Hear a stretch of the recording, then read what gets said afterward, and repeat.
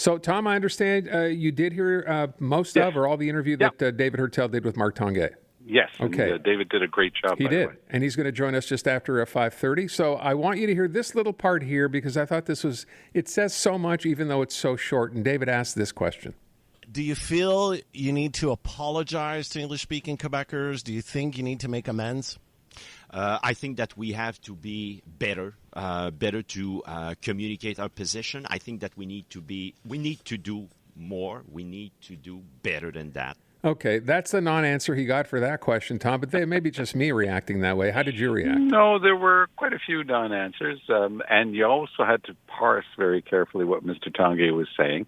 For example, around Bill 21, he would always only specifically refer to teachers. So he didn't seem to be opposed to banning religious symbols for people who are Crown prosecutors or in other functions like police. So, when you go to the Canada Day parade in the Greater Toronto area and you see the Peel Regional Police and you see several police officers whose Sikh turbans are uniforms, they're part of the uniform, they're approved by the force and never bothers anybody there. Mr. Tanguay clearly doesn't think that a police officer in Quebec who happens to be Sikh should ever be able to wear a turban and be on the job.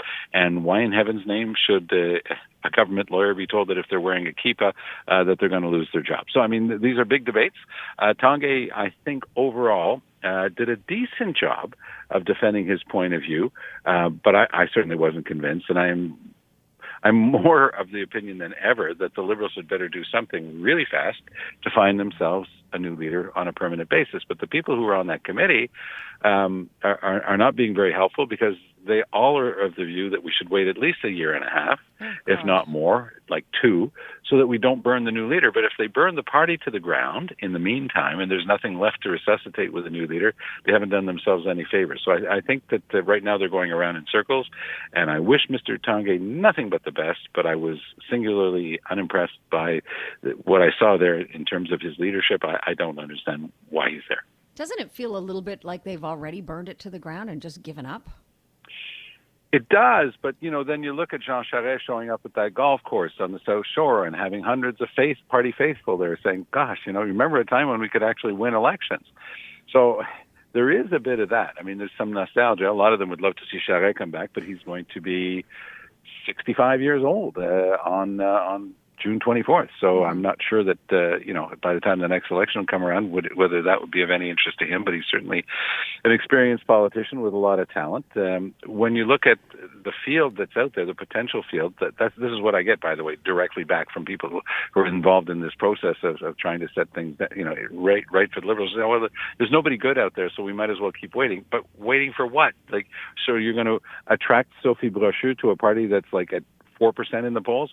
So tomorrow there's going to be a big poll out, and I don't have the numbers. I'm not trying to be coy here, but there's going to be a big poll in the Journal de Montréal, Journal de Québec, about the standing of the parties, and it's going to be fun to see. My sense from what I have been able to gather is that the CAQ is going to be pretty well smooth sailing because there's been, of course, a constantly divided set of opposition parties, and there's just absolutely nobody who can put themselves forward as a plausible alternative to the CAQ, and there's none of the leaders of those parties. PSPP is a fine young man, heading the Parti québécois, but there's a grand total of 3 of them, and he's got no chance of ever becoming premier. And you look at the Québec Solidaire, they've got their niche, they've got their market, they've got their group of people and their dozen ridings, but it's not going to go much beyond that. So this is something that's worth following, Tom, can I ask, and I think this point was made when we took calls on this, is it a fair criticism, I guess, if you will, of maybe the Liberal Party or those supporting it to say, you know what, they haven't received the face time that they should be as the opposition here to actually come out and condemn failed policies like health care, like education, the teacher situation.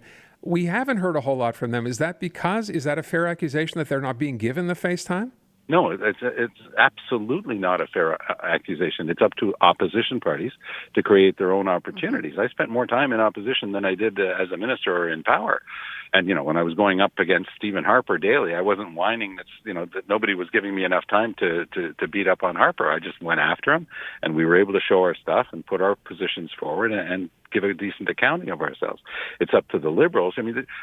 The best part of the Liberal Party of Quebec are the women in the caucus. You look at Sitlakwe from Mount Royal. You look at Des McGraw from NDG. You look at Marwa Risky from Saint Laurent and several others. They are extraordinarily strong.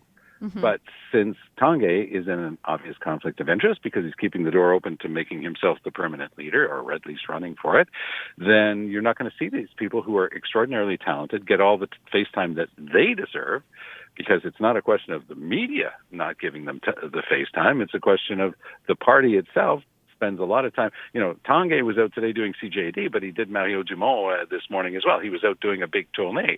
Well, they've got some very good, articulate, strong spokesperson, mostly the women in caucus, who are just not given those opportunities to make that sort of round of the media. So don't blame anybody else but yourself for how you organize things and who you're putting forward. And the more that they exclusively try to put forward Mr. Tanguay, the more that people are just going to say, well, obviously, this person's not going to be the Premier of Quebec, which I think is obvious. And sorry, Mr. Tanguay, if he doesn't like to hear that, but I think it's pretty obvious. Mm-hmm. And then, you're not giving a chance to the ones who are super articulate and really driving their files. I mean, look at Marwa Risky. Mm-hmm. She's brilliant. She goes deeply into the file. She finds stuff that hasn't been on the front page of the paper. If you show up to question period and ask about an article that's already in the paper, guess what? The ministers had 4 answers prepared for them by their staff. If you've been digging and find something that's not even in the papers yet, and you ask a question about it, you can really catch the government short. And that's what good opposition work is. And that's what they're capable of, but right now the Liberals just aren't showing it regularly. Mm-hmm. And the ones who can really shine aren't being able given to that shine. opportunity. Yeah. I kind of wonder at what point Mark Tanguay just looks up at the mirror and goes, you know what, I'm not the guy to lead this party. He's gaining no traction at all, and yet he's the one going out to do these interviews, Tom. Did you have that sort of self-awareness moment, or does someone have to tell you that? I think somebody has to tell him that, but also the rules have to be such that it doesn't put him in that conflict of interest, because the party is to blame for. I have no other example, and I've said this a couple of times, and nobody's ever been able to provide me an example of a political party where someone is allowed to assume the interim leadership and then decide later on whether they're going to run for the permanent leadership. It's a clear and obvious, for me anyway, conflict of interest. For sure. When he makes a decision, is he making the decision as the interim leader who's trying to do the best he can for the party, or is he making it as the potential leadership candidate and he wants to do everything that he can for himself, to make himself shine, to become that eventual candidate?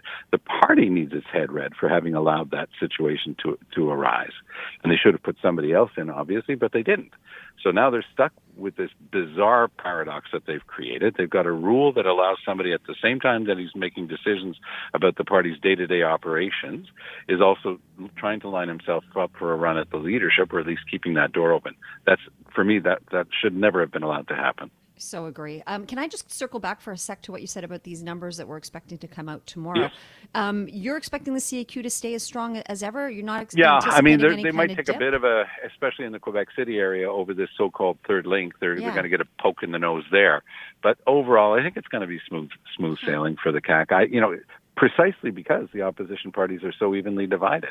Because we talk about the 3 that are there, the Parti Québécois, Québec Solidaire, and the Liberals. There's also the Conservatives of Éric Duhem. I mean, he got almost as many votes as the other ones, although he didn't get any seats. And Legault doesn't need much more than 40% when the remaining 60% is divided almost perfectly amongst 4 parties, none of which is able to shine. So I think that Legault has created a perfect storm for himself. And if you ask the average Quebecer who's the next premier, well, they're going to say, well, Legault, because there's nobody else able to measure up to that, or to at least put themselves forward in a way that's credible. Tom, just to wrap up, someone texted in when we asked the questions about the Mark Tanguay interview saying, you know what, the Liberal Party, they have become basically the CAQ light. What do you say to that? That's not a bad observation at all. And that's always been the problem, because in an interim period like this, after they lose an election, you always have a fringe in the party, and you saw it when they had their weekend meeting that says, oh, it's because we're not nationalist enough. So, I mean, if you're given a choice between a Coke Light and a Coke, you're going to want the Coke, right? I mean, to stay with your image. So why would you go with somebody who's trying to measure up to Legault on the nationalist front? Why not try to have a big tent party where everybody feels included, and you're talking economy and you're talking the school system? Look, Quebec has this very bizarre situation where we subsidize the private schools. So our private schools are anything but. I've got nothing against private schools, by the way, but a private school is a private school. You don't take government money. You don't get government money. But here in Quebec, we're like the Americans, what they call charter schools. We gives them tons of taxpayers' money. They've emptied out the public system of some of its best elements. So the results are really awful. And he got the question, Drainville did a couple of weeks ago. So how come on the English side they're getting much better marks? He says, I have no idea. Right. Let me give him a hint. Let me give him a suggestion that the English side has not emptied out its high schools the same way, keeps a lot of the best elements in as well, and has a better mix, and that gets better results. But on the French side, even if you're middle class, you're going to sacrifice a lot to be able to get your kids into a private high school if you want to have a chance to get ahead.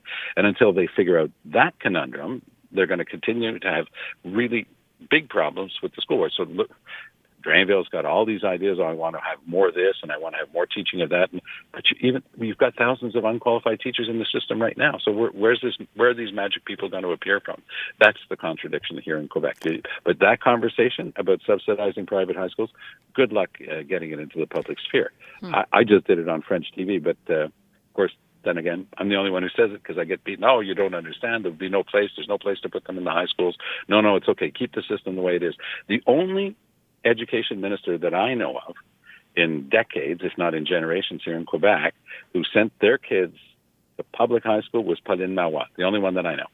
I think all the rest of them sent their kids to private high school. Doesn't that say a lot about the state of our education system here in Quebec? It sure does. There you go. Tom Mulcair, thank you, Tom.